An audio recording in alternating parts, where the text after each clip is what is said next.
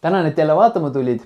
Mõned püsikunded kanalil juba on, aga proovime täna selgust tuua, mida peaks tegema, kui pindaladega on mingi kamm. Viimati, kui ümberplaneeringuga korteri müümisest rääkisin, siis sealt nagu niisuguseid küsimusi tuli. See on suht sarnane teema, nii et proovin jälle abiks olla. Täna mul powerit on ka, just allkirjastasime ühe lepingu, nii et let's do it. Aga mis siis teha, kui pindalad on registrites erinevad? Mul oli sellega ka hiljuti kogemust just. No, seesama objekt tegelikult, kus ümberplaneering ka oli. Neil oli seinuveit seal ümber tehtud, köök avatud, vets vannituba kokku tehtud, aga pindalades ka siis erinevus sees. Nad olid rõdud kinni ehitanud. Kõik korraga tehtud, projekti järgi, kütted sees isegi seal uutes rõduosades, kõik jutud.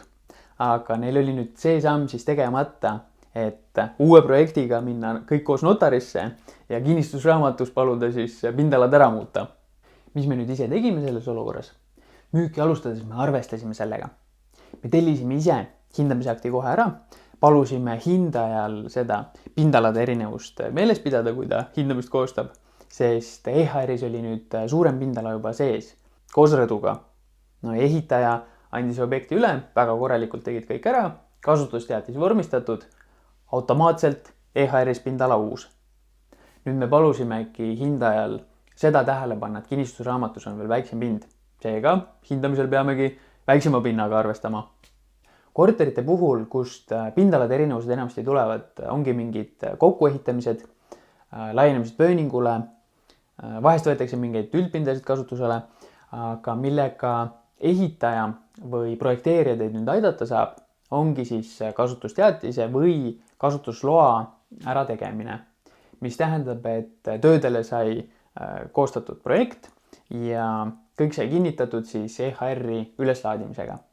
See nüüd muudabki automaatselt EHR-is juba vastavalt uuele projektile kõik pindalad ilusti ära. Probleem on nüüd selles, et projekteerija ei saa ju teid notarisse kohale ajada. See jääb nüüd juba majalinike enda korraldada.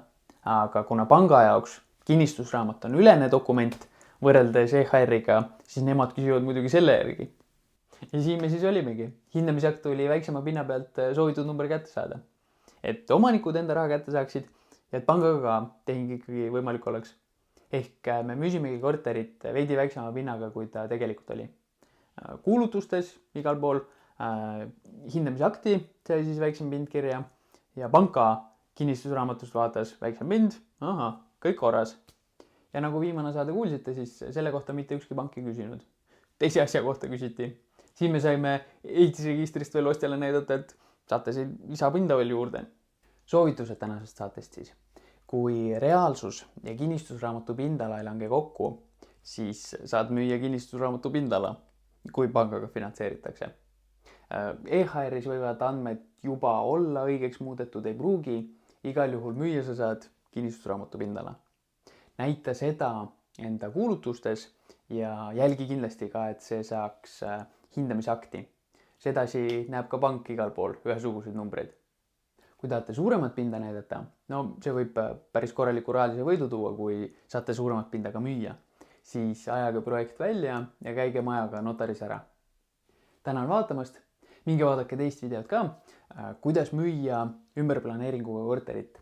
YouTube'is tuleb link kuskile siia ülesse ja vajutage subscribe.